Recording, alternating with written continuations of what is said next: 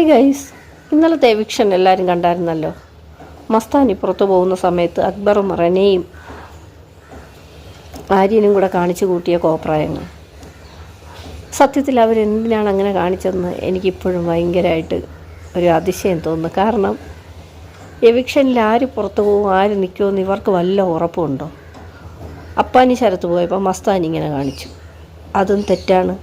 മസ്താനി പോയപ്പോൾ അപ്പാനിയുടെ കൂട്ടുകാരായ ഇവർ മൂന്നുപേരും അപ്പാനിക്ക് വേണ്ടി മസ്താനിയോട് ഇങ്ങനെ കാണിച്ചു. ഇവർ ഒന്ന് ചിന്തിക്കുക. കാരണം നമ്മൾ ബിഗ് ബോസ് വീട്ടിൽ ഗെയിം കളിക്കാനാണ് വന്നേക്കുന്നത്.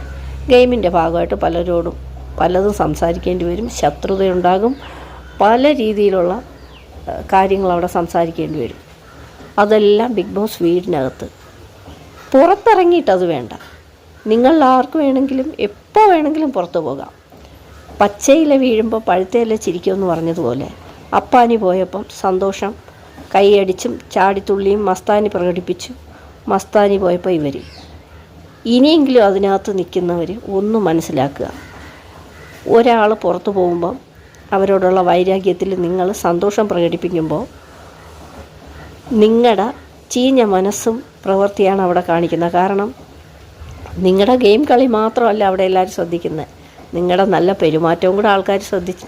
അതിൻ്റെ പേരിലാണ് നിങ്ങൾക്ക് വോട്ട് തരുന്നത്. നിങ്ങളെ വോട്ട് തന്ന് വിജയിപ്പിക്കണമെന്ന് ആൾക്കാർക്ക് തോന്നണമെങ്കിൽ നല്ല പ്രവൃത്തിയും നല്ല സംസാരവും കൂടെ അവിടെ വേണം. അതില്ലാത്തടത്തോളം കാലം നിങ്ങൾ ഓരോരുത്തരും പുറത്തു പോകേണ്ടി വരും.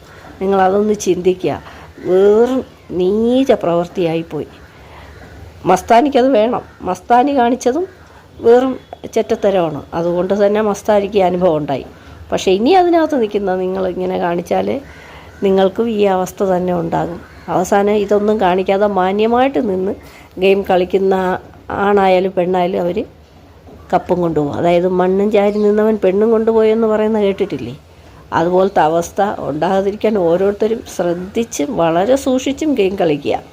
ഇനി ഇതുപോലെ ഒന്നും ഉണ്ടാകാതിരിക്കാൻ നിങ്ങൾ ശ്രദ്ധിക്കുക.